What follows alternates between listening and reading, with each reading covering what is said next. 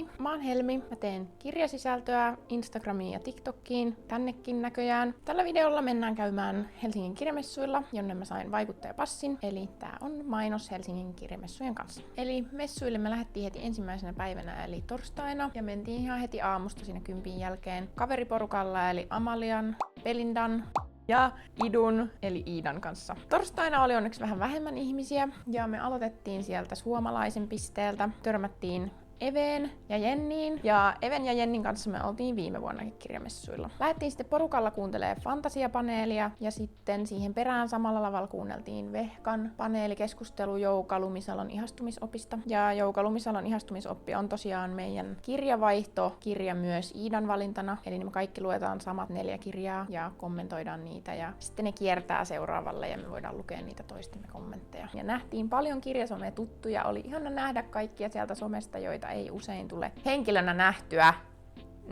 Ja siinä Töölönlahti-lavalla oli jotain juttua kielistä ja kirjoista. Seurattiin sitä sillä toisella korvalla, koska enemmän meni aikaa somepisteellä some-ihmisten kanssa jäppäämiseen. Kierteltiin sitten lisää ja päädyttiin taas suomalaisen kirjakaupan pisteelle, missä oli muuten ihania värityskirjoja alennuksessa, mutta en ostanut. Amalia, Belinda ja Iida osti kaikki saman kirjan, eli mikä se on? The Reappearance of Rachel Price, missä oli ne hienot syrjävärityt reunat, mutta mulla on se jo. En siis itse löytänyt yhtään mitään, koska mulla on ne kaikki kirjat jo. Ja koska mulla on noin 100 kirjan fyysinen TBR-lista, niin yritin olla myös ostamatta liikaa. Mentiin kuuntelemaan Saaraa ja Iidaa, eli SK Roosted ja Iida Reads Otavan lukupiiri-haastatteluun, jossa Jenni haastatteli. Sitten syötiin pizzaa siellä messukeskuksessa. Käytiin myös siellä koruosastoilla ja käsityöosastoilla, missä oli ihania kaikkia kirjamerkkejä, mutta enpä sieltäkään mitään ottanut mukaan. Ruoan jälkeen iski messuväsymys jo ensimmäisenä päivänä, joten me päädyttiin tämmöiseen tyyny-linnake-maja.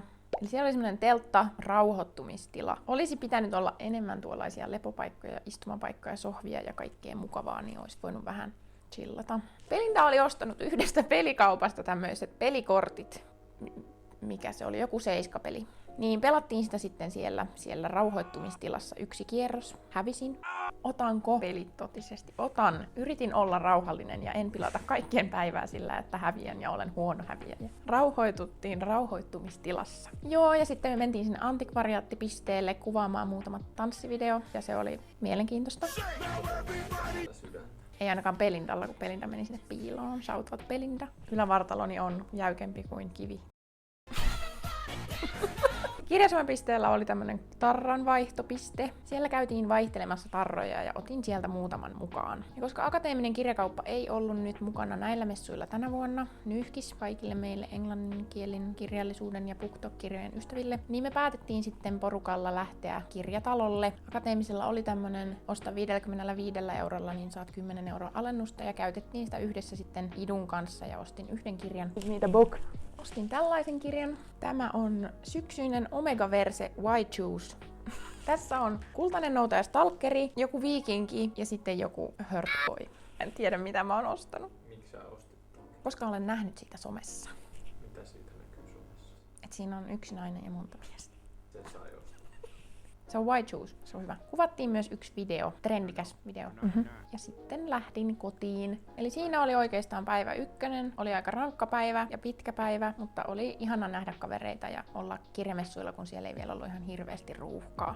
Seuraavana päivä 2, eli perjantai. Toiseen päivään lähdettiin sitten vähän myöhemmin, eli perjantaina tavattiin vasta siinä puolen päivän aikoihin. Itsehän sai siis kyydin messuille joka päivä aamuisin, että kiitos Emil. Iso respect kyllä Amalle ja B:lle, jotka meni junalla joka päivä edestakaisin. Perjantaina oli jo paljon enemmän porukkaa verrattuna torstaihin. Ama ja B sitten veti aamupalat huiviin siinä junamatkailun jälkeen vasta tuolla messuilla. Yritettiin perjantaina kiertää vähän enemmän kuin torstaina, vaikka Rosebudilla oli tosi hyvin kivoja kirjoja ja uutuuksiakin, niin ne oli aika kalliita, ja muilla pisteillä valikoimaa sitten oli tosi paljon, mutta ne ei osunut ihan omaan makuun. Hamlettia mä siinä kattelin Taylorin Fate of Ophelian takia, mutta sen saa luettua ilmaiseksi Apple Booksista, niin en sitten sitäkään ostanut. Käytiin sitten Storytelin pisteellä suihkussa vähän laulamassa.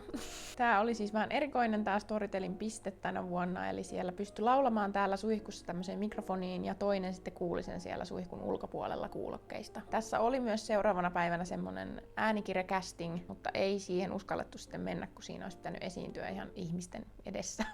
Lasten osastolla oli tämmönen kirjastoauto, niin käytiin sielläkin. Se oli kyllä vähän pieni ja tunkkainen, mutta ihan minä ja Belinda lähdettiin sitten Amalian mukaan kuuntelemaan tällaista käsikirjoituksesta kirjailijaksi paneelia sinne Lonna-saliin. Se oli siellä yläkerrassa mediahuoneen lähistöllä ja se tuli kyllä ihan täyteen. Siellä piti ihan tunkea ovet kiinni, että ihmiset ei tule sinne sisään. Sitten iltapäivällä olikin jo Kirjasume-miitin paikka ja siellähän sitten ihmisiä olikin. Otettiin vähän yhteiskuvia ja saatiin uusia tarroja. Kiitos Paprulle. Tarramato! Siinä Kirjasume-miitin yhteydessä meni sitten aikaa tällaiseen yleiseen jäppäilyyn ja muiden kirjaintoilijoiden tapaamiseen. Siinä Töölön Lahtilavalla vieressä sitten alkoi Kirjasumen trendiraportti, niin katsottiin vielä se. Ja sitten B:llä lähti jo juna Turkuun päin, niin mä lähdin siinä samalla sitten vähän latailemaan akkuja. Lauantai-aamuna olikin sitten jännitystä kerrakseen, koska mut oli kutsuttu puhumaan tällaiseen romantasiapaneeliin.